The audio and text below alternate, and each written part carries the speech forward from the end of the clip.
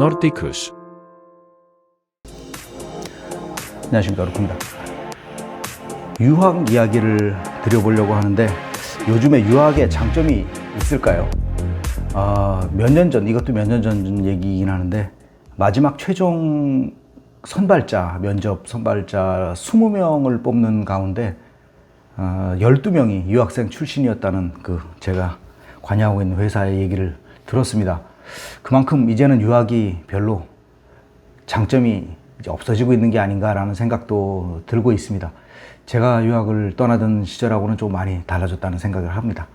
제가 생각하는 유학은 문화를 배운다는 생각입니다. 유학에 제가 이렇게 표를 보여드릴 텐데 몇 가지로 나눴어요. 세 가지, ABC로다가 세 가지를 나눴는데 첫 번째 한 항목이 유학에서 이민으로 이어지는 겁니다. 유학은 자신의 그 지식이나 기술을 습득하기 위한 것뿐만 아니라 또 그 한 문화의 시스템을 배워야 한다는 생각이 있어서 그렇습니다. 그 시스템은 당연히 문화에서 나왔겠죠. 그러니까 그 문화에서 자기가 어떠한 기술을 배웠다 하더라도 이 기술이 그 문화에서 어떻게 접목이 되고 다음 단계로 가기 위해서 어떤 상황을 거치고 또 전 단계에서는 어떤 상황에서 나한테 일이 오는가라는 컨베이어 같은 시스템에서 앞뒤 사정을 알 수 있는 그것이 하나로다가 엮여졌을 때 시스템이 되는 거잖아요. 그런데 우리가 유학을 통해서 배울 수 있는 지식이나 기술은 한 부분밖에 없기 때문에 처음서부터 끝까지를 다 배울 수가 없기 때문에 이 처음서부터 끝까지의 연결을 자기가 알아야지 자기 유학이 극대화되고 또 그것을 알려면 문화를 결국 알아야 되는 거 아닌가라는 생각에서 그렇습니다. 그래서 그것을 배우기 위해서는 가장 먼저 필요한 게 직업이 되겠죠. 근데 직업이 뭐 다 겪어보셨을 겁니다만 나 오늘 이제 일을 시작했으면 그 다음날 이 직업에 대해서 다 알았다 가 되는 게 아니잖아요. 적어도 뭐 경력직이라고 그러면 3년 이상 그래도 순수하게 자기 혼자 프로젝트를 나갈 정도라고 그러면 한 5년 이상의 그 실무 경력을 필요로 하죠. 그렇기 때문에 직업을 가지고 5년 이상 한 직장에서 일을 한다, 뭐 다른 직장이라 하더라도 일을 한다라는 거는 거기에 합법적인 거주할 수 있는 그 자격을 받았다는 얘기잖아요. 근데 그 이민으로 이어져서도 직장을 계속 다니면서 이민으로 이어져서도 뭐 인간이 사는 곳이 다 세상이 같기 때문에 갈등은 일어나죠.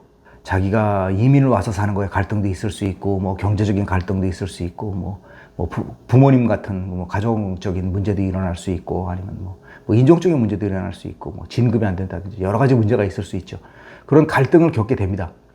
그래서 그런 갈등을 겪어서 이제 자기가 이제 그 문화에 자기가 살고 있는 문화에 이제 타협을 하고 살게 되는 건데 그 과정에서 이제 직업을 얻는 과정에서 나는 이제 직업을 얻지 않고 여기서 뭐 학사학위면 학사학위, 박사학위면 박사학위를 받고 나서 이제 고국으로 돌아가서 일을 할 거야 라고 유학을 단순히 목적으로 삼고 계시는 분들도 계십니다.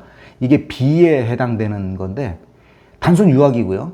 이것은 자기의 학벌이라든지 아니면 언어라든지 또 자기의 커리어를 포함한 그 호기심에 관련해서 나는 유학을 마치고 어떤 일을 한 다음에 한국으로 귀국을 할 거야.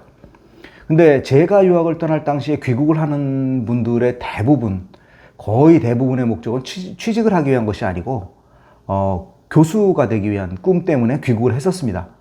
근데 제가 뭐 교수라는 직업을 뭐 폄훼한다거나 그러는 것이 아니라 그 당시에 사정과 지금의 사정이 많이 달라졌다는 얘기를 드리고 싶습니다. 그 이후에는 교수라는 직업도 이제 경쟁이 세지다 보니까 취업으로다가 국내 취업으로 한국에 와서 취업을 하는 거가 되겠죠. 국내 취업으로 방향이 바뀌었고 그런 목적으로 귀국하신 분들이 많습니다. 아까 초기에 한 직장에서 이제 최종 합격자 20명을 뽑는데 12명이 유학생 출신이었다고 그러잖아요. 그러니까 그런 거 같이 이제 국내 취업에도 유학생 출신이 많아지는 그런 거가 된 거죠. 2000년이 넘어가고 2010년이 다가오면서 그런 현상이 많이 일어났습니다. 뭐 임금이 높다든지 아니면 뭐 좋은 직장이라든지 아니면 좋은 환경이라든지 뭐 진급을 더 많이 시켜줬다든지 뭐 이런 어드밴티지가 있었겠죠. 그럼에도 불구하고 자기가 배웠던 문화, 자기가 있었던 그 시스템을 떠난 다음에는 계속 이어지기가 쉽지가 않습니다. 자기가 뭐 학회라든지 뭐 교수 생활을 하면서 연구를 계속하지 않는 다음에는 자기가 배웠던 기술이라든지 지식은 언젠가는 그 도태되기 마련이거든요. 첨단으로 가면 갈수록 그렇죠. 프로그래밍 같은 경우는 뭐 거의 뭐 1, 2년 만에 한 번씩 바뀐다는 거가 기정사실화되어 있는 거니까 특히 그럴 테고요. 나머지 자연기술, 자연과학에 관련된 거라 하더라도 신기술이나 뭐 경쟁이 굉장히 치열하게 나오잖아요. 그렇기 때문에 이 경쟁에서 새롭게 유학을 갔다 오는 새로운 지식을 가진 사람들과의 경쟁을 어떻게 할 것인가 라는 문제는 국내 취업을 하고 난 다음에서도 도드라지게 돼 있습니다. 그러면서 갈등을 겪게 되고요. 또 여기에 플러스 요인으로 A에 해당되는 유학을 마치고 이제 직장을 갔다가 한 3년, 4년 정도 직장 생활을 하다가 귀국하는 분들이 있습니다. 그분들이 갈등을 겪는 아까 이유를 말씀드렸잖아요. 이민으로 이어져서 계속 있질 않고 이제 거기서 갈등을 겪다가 아예 나는 귀국해서 다녀야 되겠다. 그래서 국내 취업으로다가 이제 회전을 하는 경우가 있는데 그런 사람들하고도 경쟁이 일어납니다. 그래서 거기서 겪는 갈등이 있죠.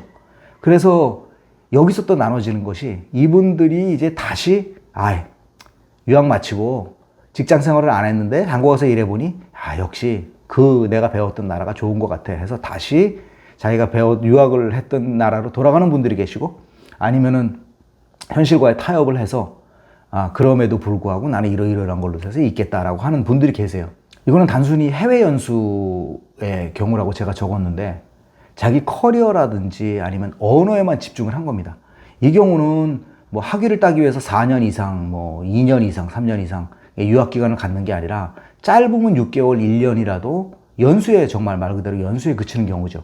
이 경우를 거치고 그리고 나서 바로 국내 취업을 하는 경우가 되겠습니다. 이 경우는 한국에서 취업을 했던 분들과 마찬가지로 갈등을 겪고 뭐 타협을 하는 그런 경우로 마찬가지로 가는데요. 이 경우는 제가 유학을 할 당시만 하더라도 전혀 나타나지 않았던 해외 연수가 이루어지지 않았던 시절이니까요. 이런 말이 거의 없었죠. 그런데 제가 그 이민을 하고 있는 와중에 그 학교 생활을, 교수 생활을 몇 년간 했었는데 그 상황에서 도드라진 것 같습니다. 이게 2000년대 한 중반 정도, 2010년대 중반 정도죠.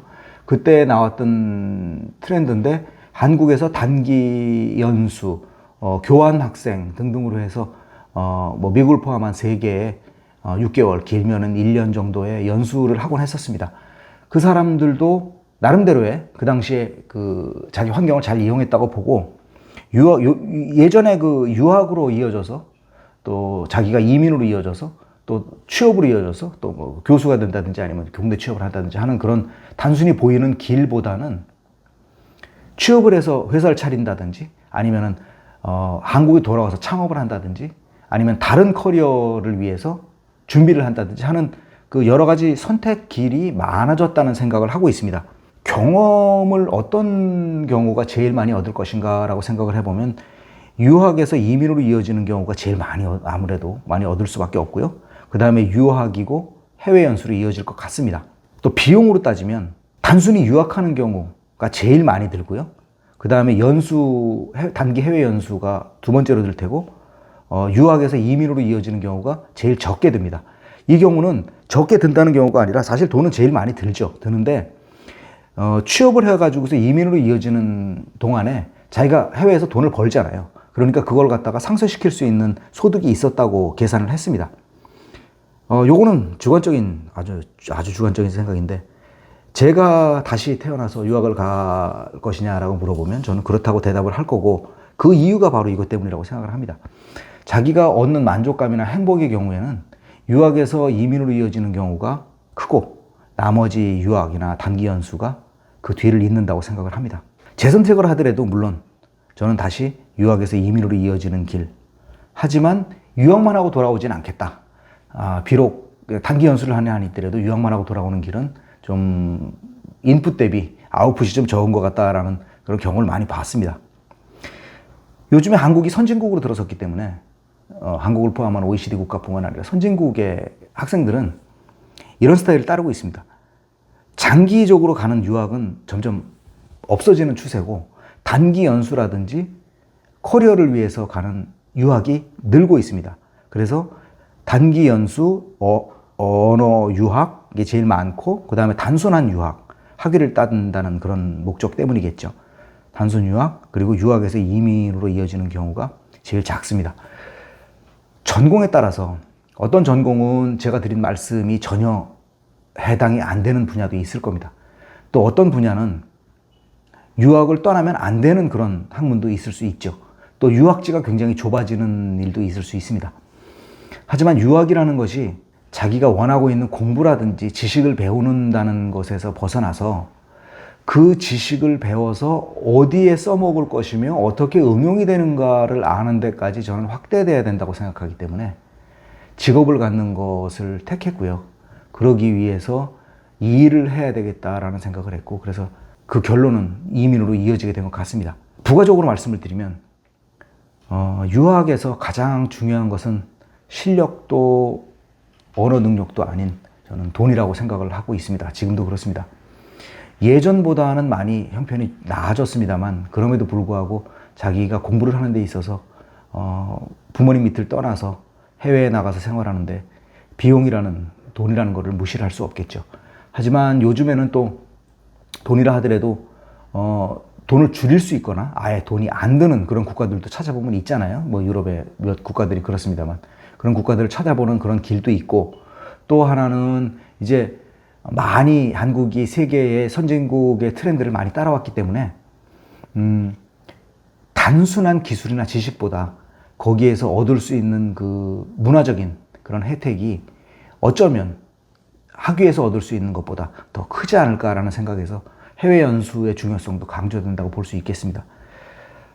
제 지금 말씀드린 것이 다 제가 겪어보고 또 옆에서 보고 한 그런 경험인데, 글쎄요, 여러분들이 어떻게 생각하실지 모르겠습니다만 지금 유학에 대해서 혹시 고민을 하고 계신 분이라든지 앞으로 해외에 나가서 한번 공부를 한번 해봐야 되겠다라고 생각하시는 분들이 있으면 참고를 하시면 좋을 것 같습니다.